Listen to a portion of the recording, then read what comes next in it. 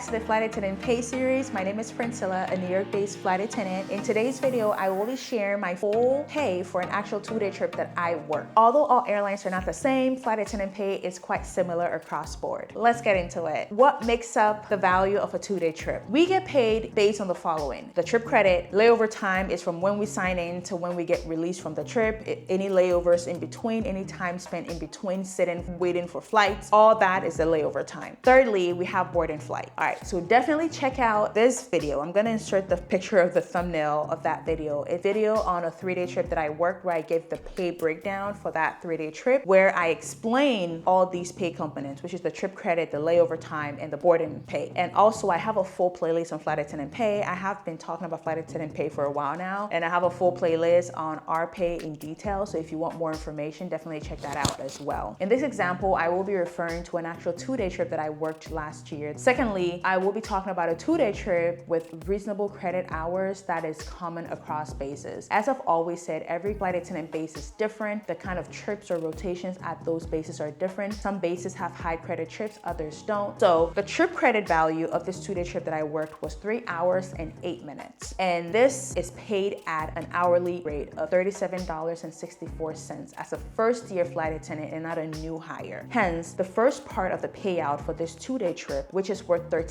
hours and 8 minutes, is going to be 13 hours and 8 minutes times the hourly pay, which is $37.64, equaling $494.34. So based on just the credit of the trip, how much the trip is worth credit-wise, I will be making the first part of this pay would be $494.34. The second part is the layover hours, which I said in the beginning includes when I sign in, any sits I have in between flights, my layover time, which is if let's say I'm going to Detroit, if I stay in Detroit for like 20 hours, that is part of the layover time. If I'm working 2 flights the first day and I have a 2-hour sit in between the flights, that's layover time until I return back to my base, which was Seattle in this case, and get released from the trip. That's when the layover time ends. So for this 2-day trip, the layover time was 31 hours and 45 minutes. And this is paid. Our layover pay is paid at a pay rate of $2.85. It's different now. It's gone up because we're always getting increases here and there.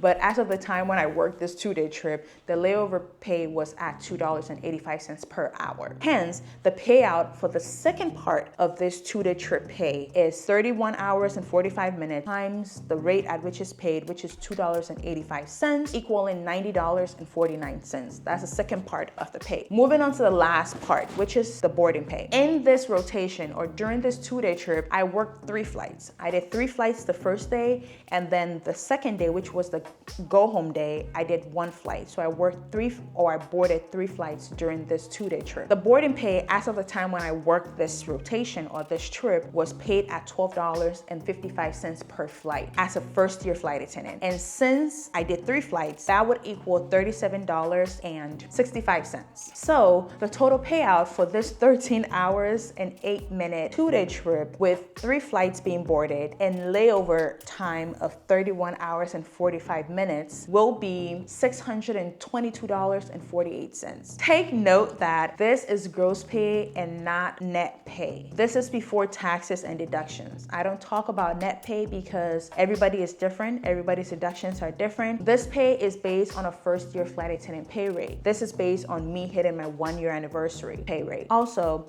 assuming that I worked this trip 8 times, like the same build, 3 trips, 3 flights, same layover time, same credit hours, 8 times out of the month, that will put me at $4,979.84. I did this in March actually. In March 2024, I decided to work only 2-day trips, and the credit of the 2-day trips that I was working was around 12 hours and 30 minutes to 13, 14, 15 hours. So you can potentially tailor your schedule to be able to work only 2-day trips. It does take a lot of finesse and a lot of work, but anything is possible in this industry. That's how I see it. But let's say you decide to work only 2-day trips. If you do 8 of these trips in the month, same kind of trips, you will be making $4,979.84. And if you do decide to do this 8 times, you would be working 16 days out of the month with 14 days off and still earning $4,979.84. That sounds like a good deal to me, okay? 14 days off, that's 2 weeks off. That sounds like a good deal to me. Definitely check out this video here where I do talk about my 3-day trip pay breakdown for more in-depth information about our potential earning as flight attendants. Bye friends, see you in the next one.